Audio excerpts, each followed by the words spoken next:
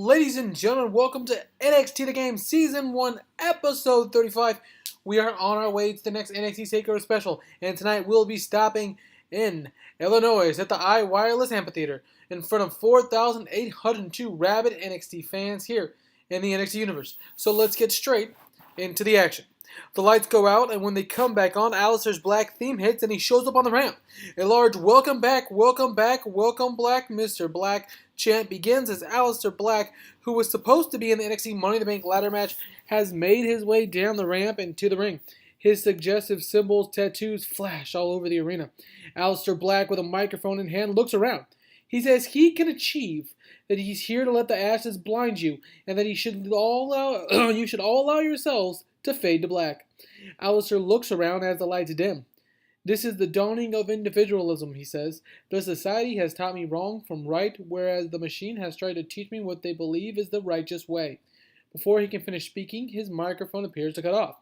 He looks down around him as the lights go completely out. Let's see. Hot start. The crowd got the angle better. Deserve better announcing. The Star Factory storyline has advanced. Mr. Black, as you recall, was hurt, unable to complete in the Money in the Bank match, so I tried to think of a way to get him to a big program outside of that. Aleister Black, I can tell you now, was the guy who I was going to be tapping to win the NXT Money in the Bank championship briefcase, which went to Mr. NXT. But we had to change plans. No comments. All right, let's see what happens next. The 77B, a very solid start. The Fallen Angel. The franchise player gimmick has debuted, above average, and that's what I'm doing.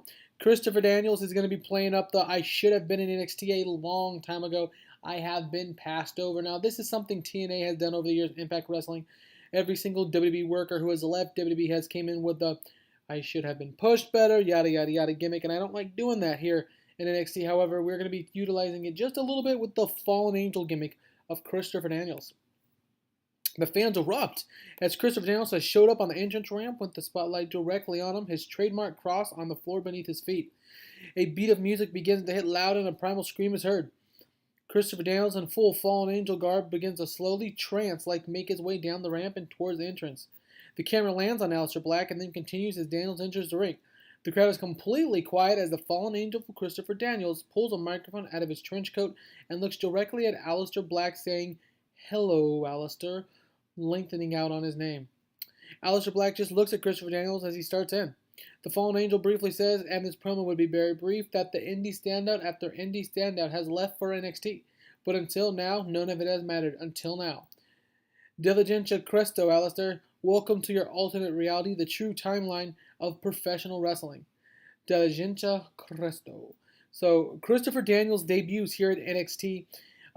As you most know, who have followed me over my first 153 episodes of my first series, now into my 16 NXT series, I'm more of a let's debut guys the first day after a big show or on the big show. I don't like to debut in the middle of things, but we thought it was necessary this time around with Aleister Black being unfortunately removed from the NXT Money in the Bank ladder match contention. And Christopher Daniels is just the guy. Daniels performed poorly, but that's okay. The Star Factory segment between Black and Daniels has advanced, and it should be a very fun program, I hope. Tom Phillips, Nigel McGuinness, and Steve Crenham are now on the screen.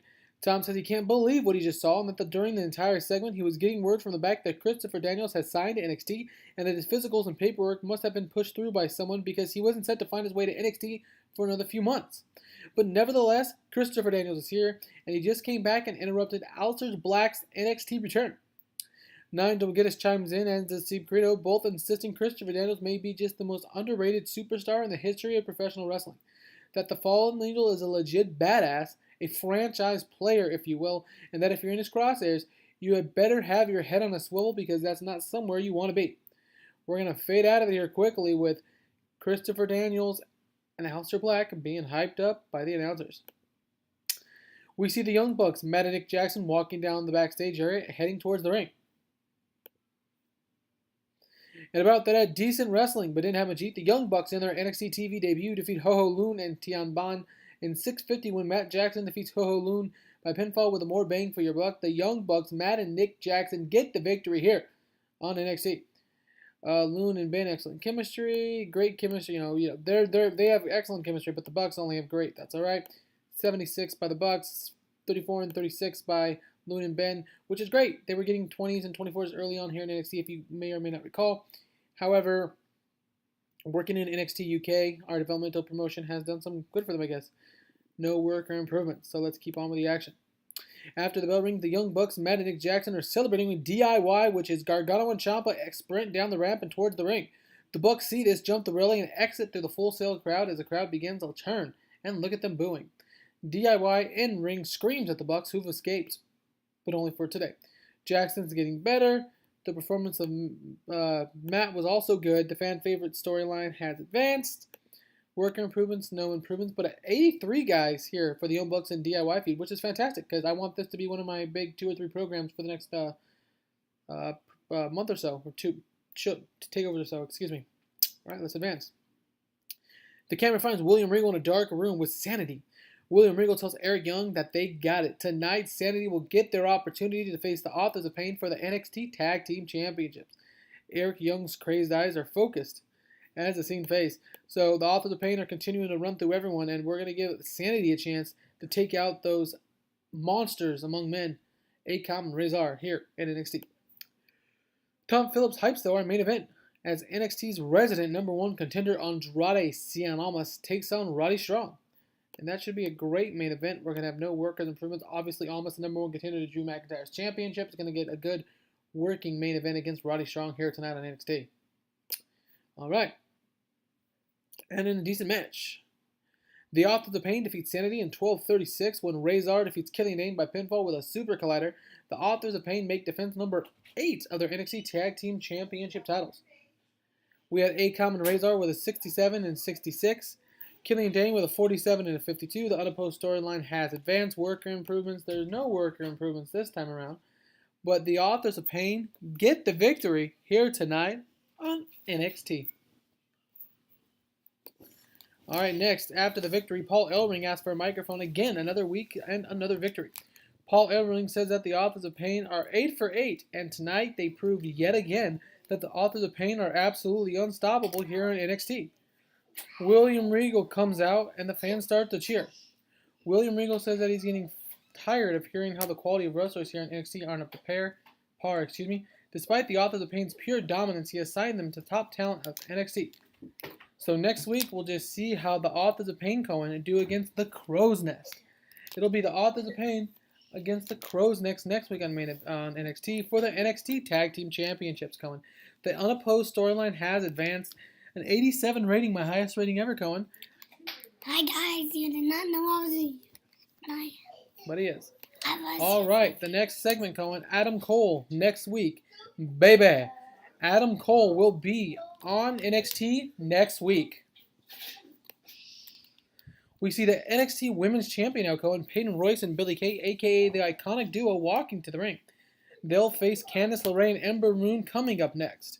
So the iconic duo, Cohen, are going to get a tag team match against Candice LeRae and Ember Moon, Cohen.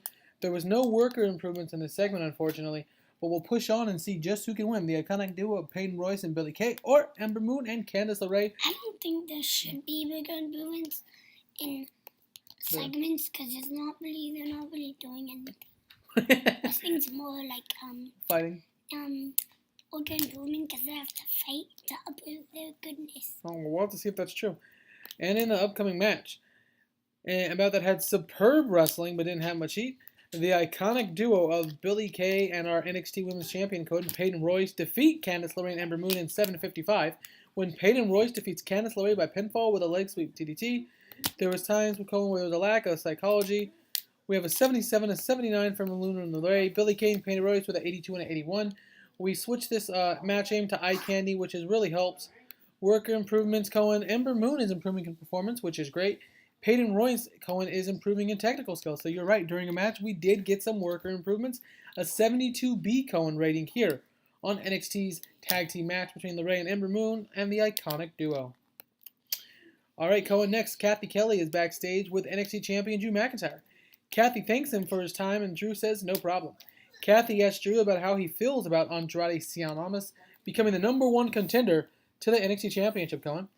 Drew takes the question in and goes into hype mode. He says that Drew McIntyre not only defeated Hideo Itami, but also Bobby Roode to win his championship then, at last TakeOver defeated Bobby Roode one-on-one, Cohen, despite that the tape says that he has before Kathy can mention it. He says that he's a real champion, and it's clear that everyone lining up, they want a chance to make a name for themselves here on NXT at his accord. And that's fine. It's fine. Hey, he's willing to take it on, because quite frankly, he can. The broad shoulders of Scotland will show the entire NXT universe what a champion is supposed to look like, Cohen. Drew turns his head and lands on Mr. NXT, who's holding his NXT Money in the Bank briefcase just to the left-hand side. Mr. NXT smirks and keeps walking, as Drew McIntyre, Cohen, watches them walk away. An 80B rating here between Kathy Kelly, Drew McIntyre, and Mr. NXT. We had no worker improvements, unfortunately, Cohen. But again, it was a segment, and they weren't doing nothing, as Cohen would like to say. All right, next week, No Way Jose dances his way to the ring. And how does that song go? No. Jose, no way. Jose dances his way to the ring. Last day, when we were at Target, we found a No Way Jose figure, and we did not even know he was on sale.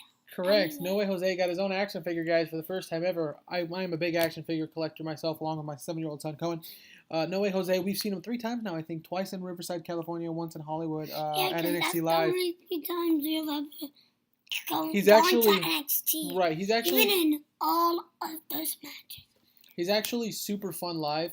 He gets the crowd into it. He actually had the fans dancing with him last time. In a conga line. Yeah, that's funny.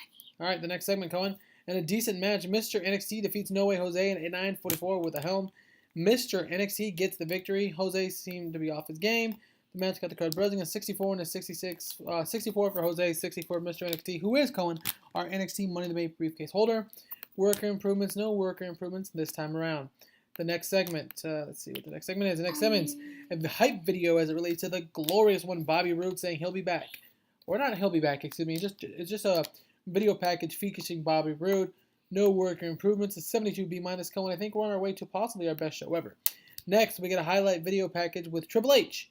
He'll be on NXT in 2 weeks. What will the NXT Godfather Triple H have to do here in NXT TV? I'm not quite sure, but we'll find out in 2 weeks. And guys, speaking of No Way Jose, I have him right in my hand.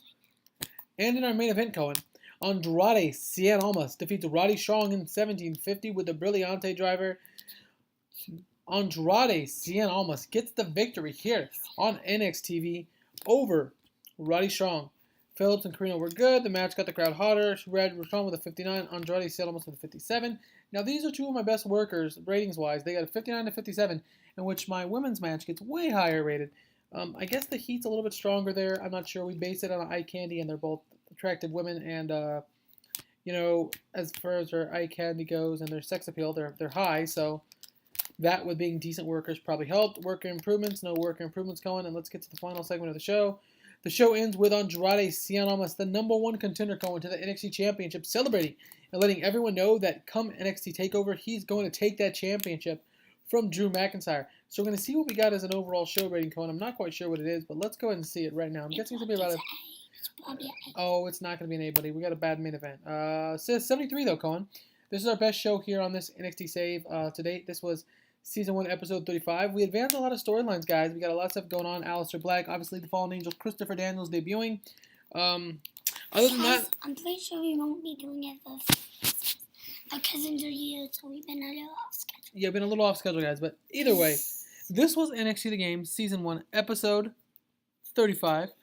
Thanks for watching, and myself, and if you're lucky, Cohen will be back in just a couple days. Signing out.